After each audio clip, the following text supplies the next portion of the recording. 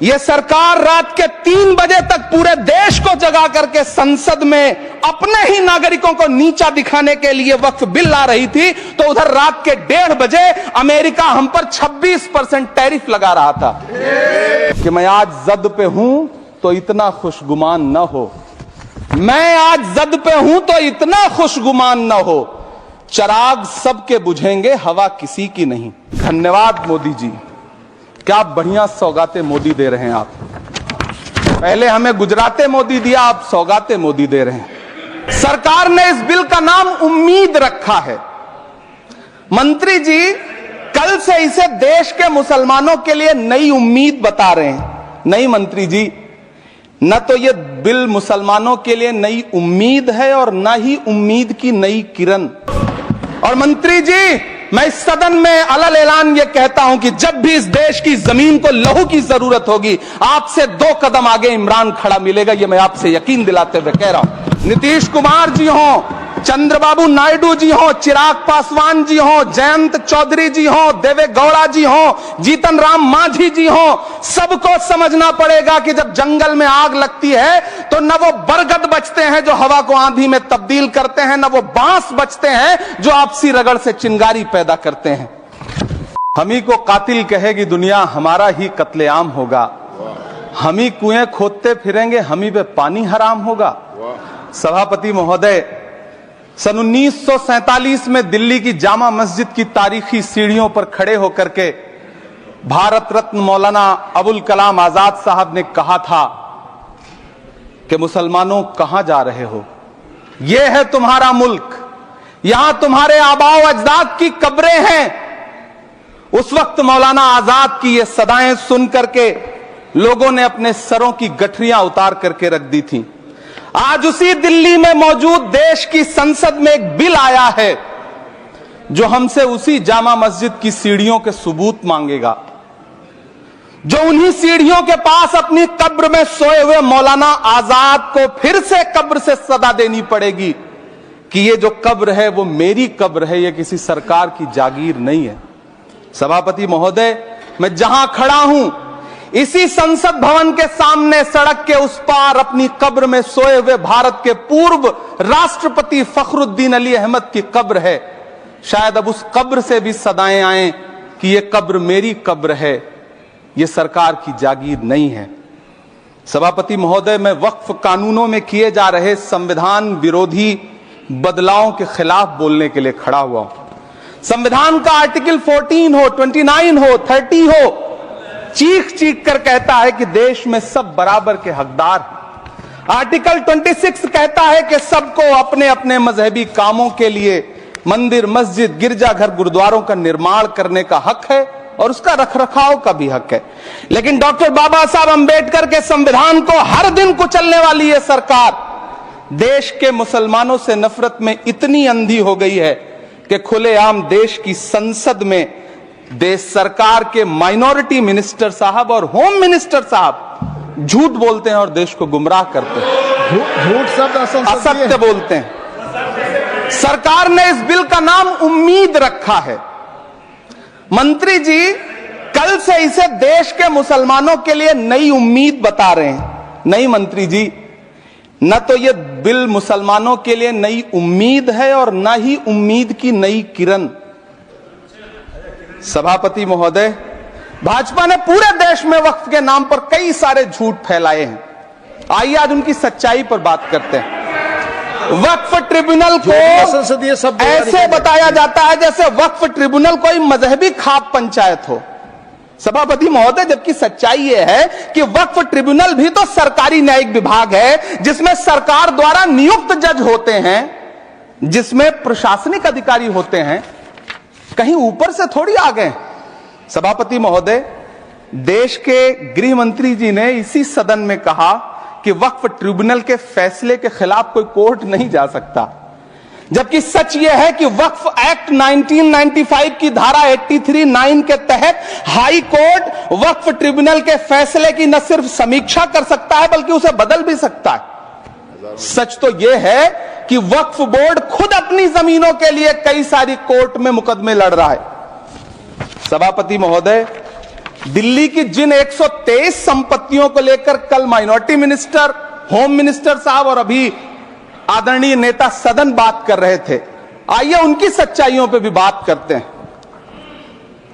1911 में जब अंग्रेजी हुकूमत ने कोलकाता के बजाय दिल्ली को राजधानी बनाने का फैसला किया, तो रायसीना हिल्स के चारों तरफ जो मुसलमानों की ढेर सारी जमीनें थी उनको एक्वायर किया गया और लुटियन को इसकी तामीर की जिम्मेदारी सौंपी गई। सेंट्रल विस्टा की तरह लुटियन जोन का मेगा प्लान तैयार हुआ, लेकिन उस वक्त के मुसलमानों ने उस वक्त की अंग्रेजी हुकूमत से अपनी इबादत गाहों को बचाने के लिए लड़ाई लड़ी। मामला ब्रिटिश गवर्नमेंट तक पहुंचा। तब यह तय हुआ कि वो जो धार्मिक स्थल हैं उन्हें जस का तस रहने दिया जाएगा। इंडिया गेट के बगल वाली मस्जिद हो, जाप्तागंज, सुनहरी बाग मस्जिद हो, पार्लियामेंट रोड वाली मस्जिद हो, ऐसी 123 संपत्तियों के मैनेजमेंट के लिए 1913 में मुसलमान वक्फ वैलिडेशन एक्ट बना और उसके बाद एक नया शहर बसाया गया जिसे लुटियंस जोन का नाम दिया गया। फिर 1943-45 के बीच एक और समझौता हुआ आजादी से पहले, उसके तहत काफी सारी वक्फ जायदादों को सुन्नी मजलिस औकाफ बनाकर उसके अंडर किया गया ताकि उसकी देखरेख की जा सके। गृह मंत्री जी 2 दिन से सदन में जो बात कह रहे हैं वो दरअसल 123 संपत्तियां उसी सुन्नी मजलिस औकाफ के तहत आती। सभापति महोदय, आजाद भारत आजाद हुआ। आजादी के बाद भारत में 1954 में वक्फ एक्ट लागू हुआ, जिसकी धारा 9 के तहत 1964 में केंद्रीय वक्फ काउंसिल का गठन हुआ। दिल्ली की वही 123 प्रॉपर्टीज को 1970 में सर्वे गजट करके गजट नोटिफाई किया गया। इसके निपटारे के लिए पूर्व प्रधानमंत्री इंदिरा जी के द्वारा 1974 में एक बर्नी कमेटी बनाई गई। बर्नी कमेटी ने 1976 में इन 123 संपत्तियों को दिल्ली वक्फ बोर्ड की संपत्ति होने की रिपोर्ट सौंपी। उस रिपोर्ट के आधार पर 1984 में कांग्रेस सरकार ने उन 123 प्रॉपर्टीज को दिल्ली वक्फ बोर्ड को सौंपने का फैसला किया, जिसके खिलाफ विश्व हिंदू परिषद कोर्ट गई। मामला 2011 तक पेंडिंग रहा। फिर 2011 में कोर्ट ने सरकार को आदेशित किया कि इसका निपटारा करो।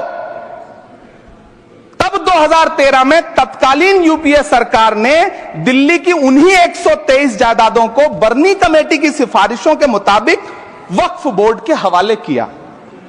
यही वो प्रॉपर्टीज हैं जिनके नाम से गृह मंत्री जी कल से कांग्रेस को कोस रहे हैं। फिर आई 2014 में भाजपा की सरकार, जो तब से इन जमीनों को हड़पने की साजिश कर रही है। जिस बिल को मुसलमानों के हुकूक की हिफाजत करने वाला बिल बताया जा रहा है, उसी को पेश करने के लिए और उस पर बात करने के लिए लोकसभा में भाजपा सरकार के पास एक भी मुस्लिम सांसद नहीं है। जिस वक्त, मैं लोकसभा कह रहा हूं, सुना करिए, जिस वक्फ बिल को मुस्लिम महिलाओं को हक दिलाने वाला बताया जा रहा है, उसे संसद में पेश करने वाली पार्टी के पास न तो राज्यसभा में, न लोकसभा में, न देश की किसी विधानसभा में एक भी मुस्लिम महिला सदस्य नहीं। कल किरण रिजिजू जी कह रहे थे कि रेलवे की जमीनें देश की जमीनें हैं, डिफेंस की जमीनें देश की जमीनें हैं। हां मंत्री जी, हैं, बिल्कुल हैं। ये जो वक्फ की जमीनें हैं, ये हमारे पुरखों ने धार्मिक कामों के लिए डोनेट किया है, तो हम भी तो इसी देश के नागरिक हैं, हम भी तो इसी देश के बेटे हैं, तो वक्फ की जमीनें भी तो इसी देश की जमीनें हैं। उनको पराया क्यों बोलते हैं आप? सभापति महोदय, अशफाकुल्लाह खान जब फैजाबाद की जेल में फांसी के फंदे पर झूल रहे थे, तो इसी देश की जमीन के लिए झूल रहे थे ना। सभापति महोदय, अंडमान की जेल में काला पानी की सजा काटकर अपनी जान देने वाले मौलाना फजले हक खैराबादी हो या शेर खान अफरीदी हो, वो भी तो इसी जमीन के लिए अपनी जान दे रहे थे ना। सभापति महोदय, पाकिस्तान के खिलाफ लड़ते हुए अपनी जान देने वाले महावीर चक्र विजेता ब्रिगेडियर उस्मान हो या पाकिस्तान के पैटर्न टैंक उड़ाने वाला परमवीर चक्र विजेता वीर अब्दुल हमीद हो, वो भी तो इसी जमीन के लिए अपनी जान दे रहा था ना। और मंत्री जी, मैं इस सदन में अलल ऐलान ये कहता हूं कि जब भी इस देश की जमीन को लहू की जरूरत होगी, आपसे 2 कदम आगे इमरान खड़ा मिलेगा। ये मैं आपसे यकीन दिलाते हुए कह रहा हूं। सभापति महोदय, मैं सरकार से कहना चाहता हूं, हमसे हमारी इबादत गाहें तो मत छीनिए ना, हमारे घरों पे बुलडोजर तो मत चलाइए ना, हमारी कब्रों में तो हमें सुकून से सोने दीजिए ना। सभापति महोदय, माइनॉरिटी मिनिस्ट्री का बजट कट करके, मुस्लिम बच्चों की स्कॉलरशिप बंद करके अब सरकार कह रही है कि हम वक्फ की आमदनी से गरीब मुसलमानों का भला करेंगे। गुजरात की बेटी बिल्किस के बलात्कारियों की रिहाई के बाद उन्हें माला पहनाने वाली लोगों के नेता ये कह रहे हैं कि यह बिल मुस्लिम महिलाओं को उनका हक दिलाएगा। धन्यवाद मोदी जी, क्या बढ़िया सौगातें मोदी दे रहे हैं आप। पहले हमें गुजराते मोदी दिया, आप सौगातें मोदी दे रहे हैं। लेकिन यह सरकार इतना याद रखे कि इसी ठसक के साथ देश की संसद में सीए का कानून भी लाया गया था और कहा गया था बड़े बड़े भाषण देकर के कि पड़ोसी देशों से हिंदू भाइयों को ला करके यहां नागरिकता दी जाएगी। लेकिन मैं आपके संज्ञान में लाता हूं सर कि पिछले इतने दिनों में इनसे नागरिकता लेने के लिए 2000 व्यक्ति भी नहीं आए, जबकि इसके उलट इन्हीं की सरकार में पिछले 10 साल में 15 लाख से ज्यादा भारतीयों ने भारत की नागरिकता छोड़ करके दूसरे देश में जाकर के बस गए। यह हुआ उस कानून का अंजाम। सभापति महोदय, इसी तरह की जिद के साथ किसानों के खिलाफ भी कानून लाए गए थे। जिस तरह आज वक्फ के फायदे गिनाए जा रहे हैं, उसी तरह से किसानों को भी कृषि कानूनों के फायदे गिनाए गए थे। लेकिन अंजाम क्या हुआ?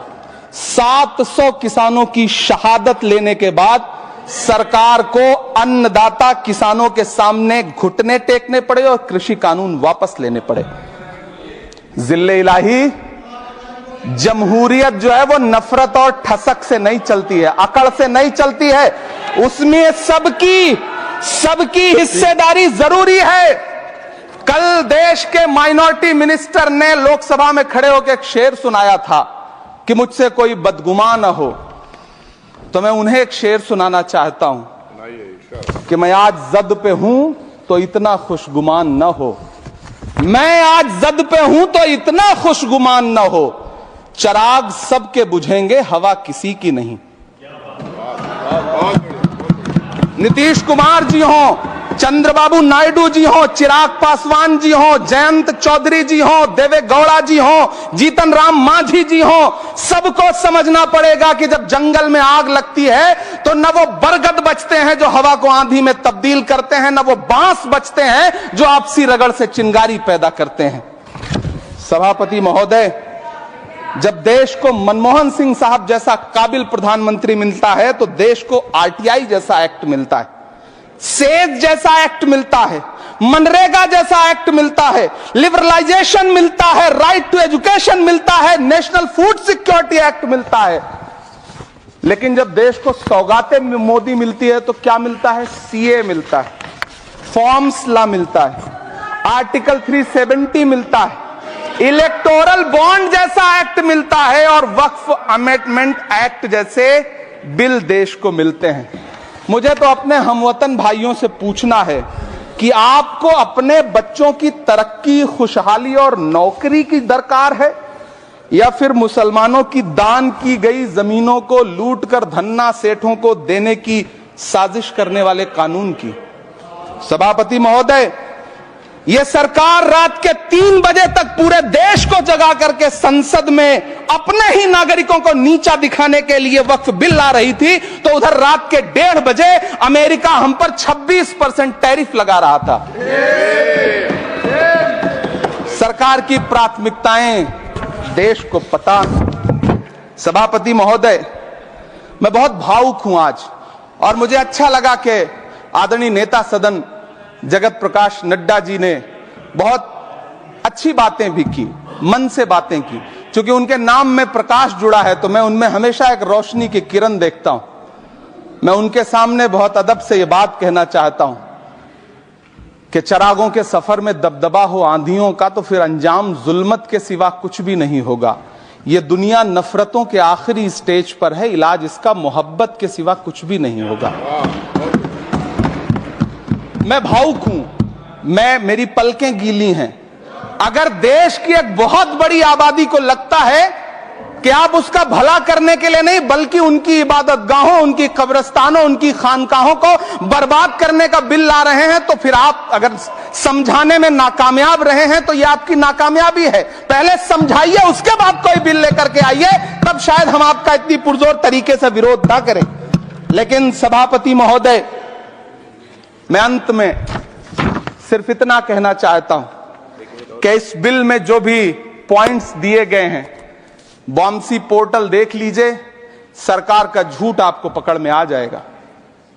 हम डरे नहीं हैं, हम सिर्फ सरकार से अपील कर रहे हैं कि हमें अपना समझिए। हम आपके अपने हैं, इस देश के नागरिक हैं और आप ताकत में हैं। संख्या बल के आधार पर बिल हो सकता है आप पास करा ले, लेकिन आपको यह बात समझनी पड़ेगी कि हम तो वो तारीख हैं, जहनों में रहना है जिसे कागजी पुर्जे नहीं जो फाड़ डाले जाएंगे। जिस जमीन पर मैं खड़ा हूं यह मेरी पहचान है। आप आंधी हैं तो क्या मुझको उड़ा ले जाएंगे? आपको यह बात समझनी पड़ेगी। आपको अगर इतना विपक्ष की तरफ से पहले जेपीसी में इतने सारे पॉइंट्स आए और उसके बाद कल से लोकसभा में और राज्यसभा में सुझाव आप सुनने को तैयार नहीं है, लोगों की शंका को दूर करने के बारे में आप बिल्कुल सोच नहीं रहे, बस आप कह रहे हैं यह बिल उम्मीद की नई किरण है। नहीं साहब, इसे भले किरण जी लेके आए हैं, लेकिन ये उम्मीद की नहीं बल्कि नाउम्मीदी की किरण है। और इस देश की एक बहुत बड़ी आबादी इस बात से खदशे में है, शक में है कि आप सीधे उनकी जमीनों को लूट करके धन्ना सेठों को बेचना चाहते हैं। मेरी अब भी आपसे अपील है कि इस बिल को वापस लीजिए। यह बिल कहीं से आपके अपने नागरिकों के लिए अच्छा नहीं है। यह बिल सिर्फ इस देश के मुसलमानों को नीचा दिखाने का और अपने एक ऐसे मतदाता वर्ग को खुश करने का बिल है जिनको इस बिल के पास हो जाने से कुछ मिलेगा भी नहीं, लेकिन आप एक नैरेटिव देना चाहते हैं, एक मैसेज देना चाहते हैं। मेरी आपसे अपील है कि कृपया ये जो सबका साथ सबका विकास का नारा है, इस नारे को रत्ती भर तो चरित्रार्थ कर दीजिए। बहुत बहुत धन्यवाद। इमरान प्रतापगढ़ी राज्यसभा में जोरदार भाषण